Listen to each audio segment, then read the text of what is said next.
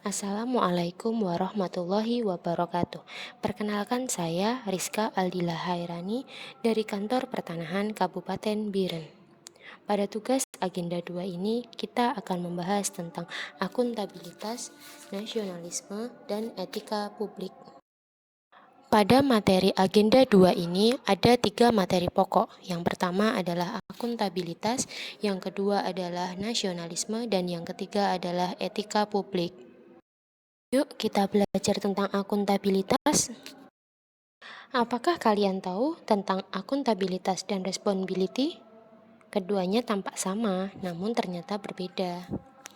Akuntabilitas merujuk pada kewajiban setiap individu atau kelompok atau institusi untuk memenuhi tanggung jawab yang menjadi amanahnya, yaitu menjamin terwujudnya nilai-nilai publik.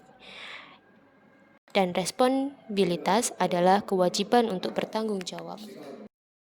Pentingnya akuntabilitas. Akuntabilitas merupakan kontrak antara pemerintah dengan aparat birokrasi serta pemerintah yang diwakili oleh PNS. PNS perlu mengenalkan nilai-nilai akuntabilitas untuk membentuk sikap dan perilaku PNS dengan mengedepankan kepentingan publik, imparsial, dan berintegritas.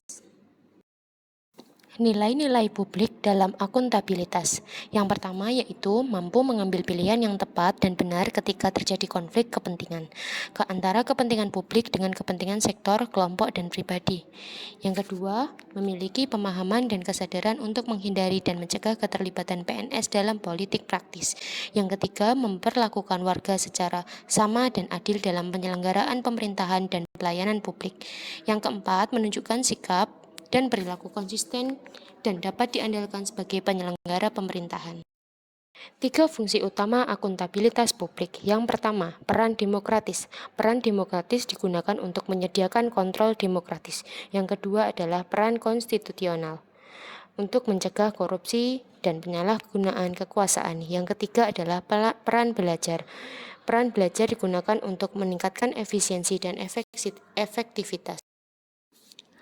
Aspek-aspek akuntabilitas. Akuntabilitas terdiri dari 5 aspek. Yang pertama, akuntabilitas adalah sebuah hubungan. Yang kedua, berorientasi pada hasil. Yang ketiga, membutuhkan laporan. Yang keempat, akuntabilitas membutuhkan konsekuensi. Yang kelima, akuntabilitas memperbaiki kinerja. Akuntabilitas publik. Akuntabilitas publik dibagi menjadi 2, akuntabilitas vertikal dan akuntabilitas horizontal. Akuntabilitas vertikal adalah pertanggungjawaban kepada otoritas yang lebih tinggi. Akuntabilitas horizontal adalah pertanggungjawaban kepada masyarakat luas.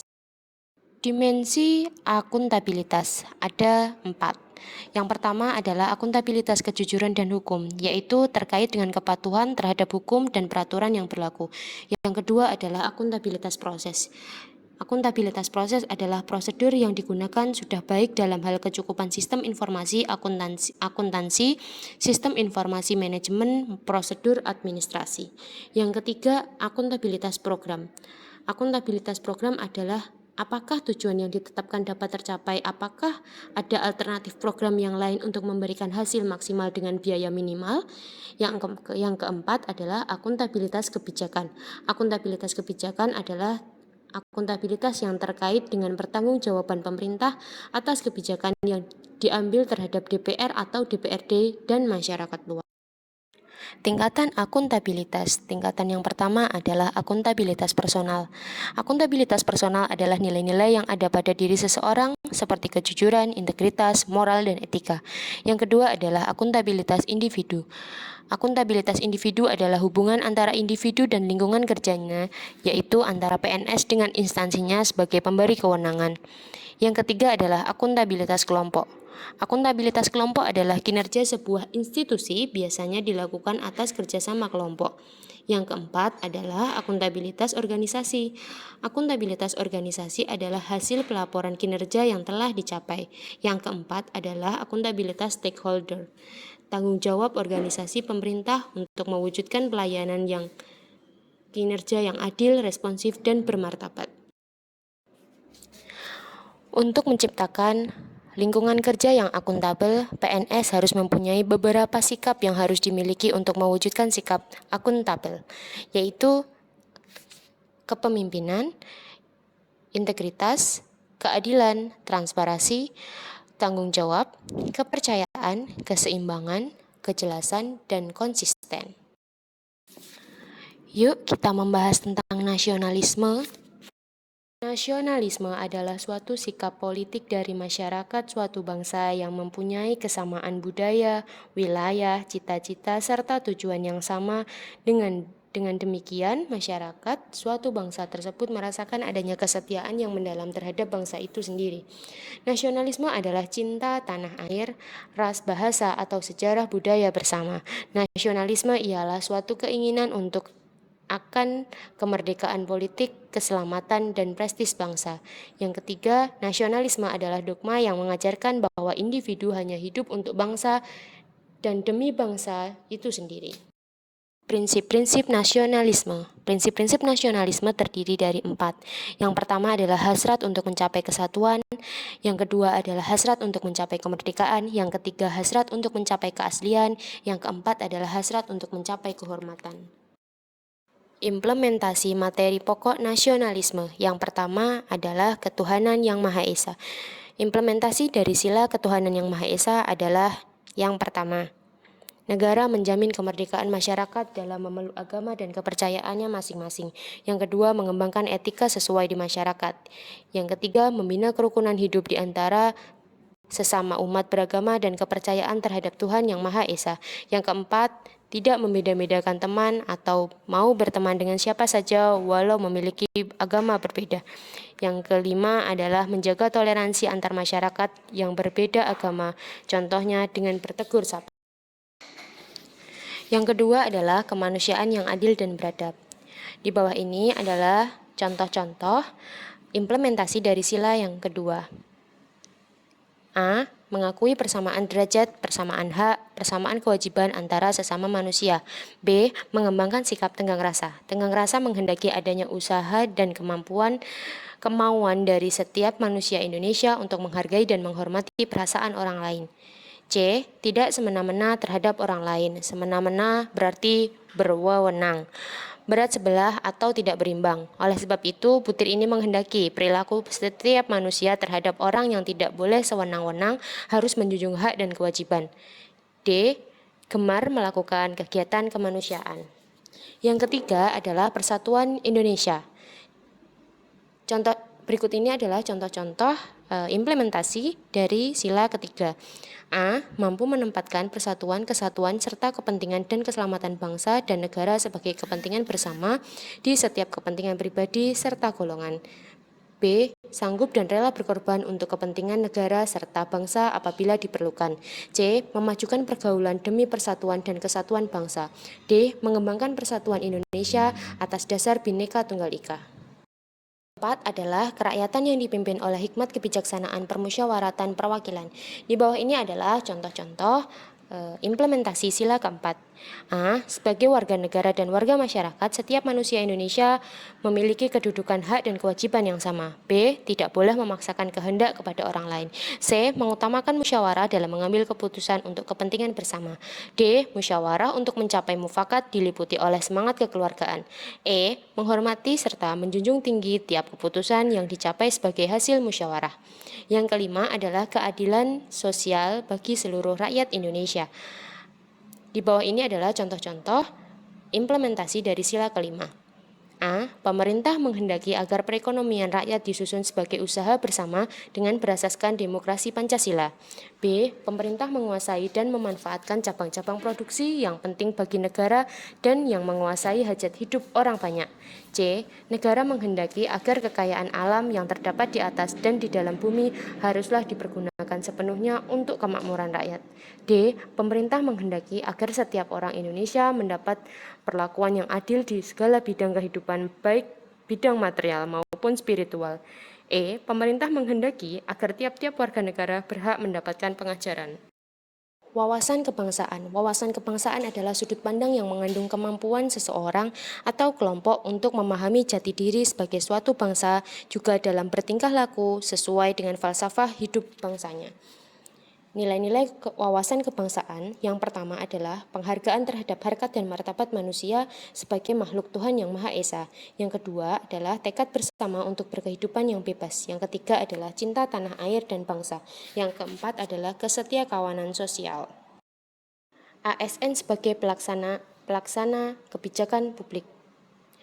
Yang pertama, kebijakan publik adalah apapun yang dipilih oleh pemerintah untuk dilakukan atau tidak dilakukan. Yang kedua, ASN adalah eksekutor yang melaksanakan segala peraturan perundang-undangan untuk menjadi landasan kebijakan publik.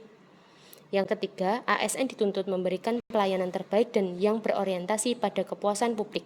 Yang keempat adalah ASN sebagai ujung tombak dalam implementasi dan operasional kebijakan untuk kepentingan bangsa dan negara. ASN sebagai pelayan publik. Yang pertama, ASN seharusnya menjadi ASN profesional yang kompeten, berorientasi kepada pelayanan publik dan loyal kepada negara dengan peraturan undang-undangan. Yang kedua, ASN harus mengutamakan kepentingan publik dan memperbaiki birokrasi, serta mau menerima masukan dari masyarakat. Yang ketiga, dimensi kualitas pelayanan. Ada beberapa dimensi kualitas pelayanan, yaitu ketepatan waktu pelayanan, akurasi pelayanan, kesopanan dan kelengkapan, kemudahan dan kenyamanan. Sikap ASN sebagai pelayan publik. Sikap ASN yang harus ditunjukkan sebagai pelayan publik adalah yang pertama, bersikap adil dan tidak diskriminasi dalam memberikan pelayanan kepada masyarakat. Yang kedua, profesional dan berintegrasi. Yang ketiga, menjunjung tinggi nilai kejujuran. Yang keempat, transparan, tidak korupsi, dan akuntabel. Etika publik. Yuk, mari kita sama-sama pelajari tentang etika publik.